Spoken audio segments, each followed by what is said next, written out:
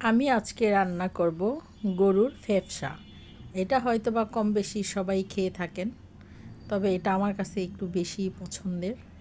তবে বাজারের দোকান থেকে কিনতে গেলে ওরা পিচকিরি দিয়ে পানি দিয়ে ফুলিয়ে রাখে, তাই যখন রান্না করতে আসি তখন রান্না করার পরে আর ভালো লাগে না। যখন ভাপে দেই, গরম পানিতে সিদ্ধ দেই, তখন হয় কি ওইটা একদম চিপসে একেবারে অল্প পরিমাণের হয়ে যায়, তাই তেমন একটা খাওয়া হয় না।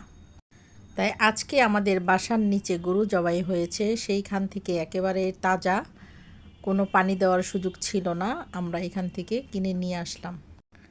তবে আজকের এই খাবারটা আমার যেমন পছন্দ এবং আমার শাশুড়ি মায়ের দুজনেরই খুব পছন্দের।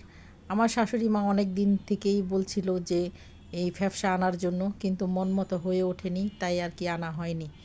তাই আমি কুটে পরিষ্কার করে আমি এটা গরম পানিতে ভাপ দিয়ে নিয়েছি, তারপরে প্রেসার কুকারে হিট দিয়ে অনেকক্ষণ সিদ্ধ করে নিয়েছি। এটা হচ্ছে কি রাবারের মতো, বেশিক্ষণ সিদ্ধ না করলে খেতে তেমন একটা মজা লাগে না। তাই এটাকে প্রেসার কুকারে দিয়ে সব মশলা একসাথে দিয়ে সিদ্ধ করে নিয়েছি। তাই আবার পরে এটা এই পেঁয়াজটাকে তেলে একটু ভেজে নিয়ে তারপর আবার আমি এই তেলের মধ্যে এটাকে দিয়ে দিলাম। কারণ আমি এটার মধ্যে যে পরিমাণ পানি দিয়েছিলাম প্রেসার কুকারে পুরাটাই শুকিয়ে গেছে। তাই এত শুকনো শুকনো খাবার কিন্তু খেতে মোটেও মজা লাগে না, যেহেতু ভাত দিয়ে খাবো। সেই জন্য আমি এই পেঁয়াজটাকে আবার তেলে ভেজে আবার একটু এটা কষিয়ে আবার পানি দিয়ে নিলাম। এখন অল্প পরিমাণে পানি দিয়েছি, যেহেতু একটু ঝোলঝোল থাকবে, যাতে ভাত মাখানো হয় ওরকম অবস্থায় আর কি। এই তো আমার এই প্রসেসিংটা হয়ে আসলো। আর আমরা আর এই খাবারটা আমার বাবার বাড়িতে অনেক খেয়েছি বিয়ের আগে।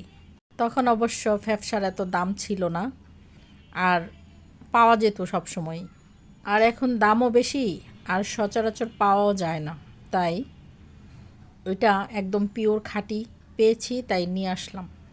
বিয়ের আগে আমরা ভাই বোন এই খাবারটা অনেক বেশি পছন্দ করতাম। আমি খুব বেশি পছন্দ করতাম বিদায় আমার ভাই যখনই বাজারে যেত তখনই আমার জন্য এই ফ্যাপসা কিনে নিয়ে আসতো। আর আমার মা এটাকে খুব সুন্দর করে রান্না করতো। আমি এখনও সেই মায়ের হাতের রান্নাটাকে খুব বেশি মিস করি। যদিও আমি মায়ের মতো অত সুন্দর অত মজা করে রান্না করতে পারি না, তবুও চেষ্টা করি, কিন্তু তবুও মায়ের মতো হয় না। আর আমি আমার ভাইয়ের ভালোবাসাটাকেও খুব বেশি মিস করি। যেমন আজকে আমি এই খাবারটা খাবো এবং আমার ভাইকে খুব বেশি মিস করব।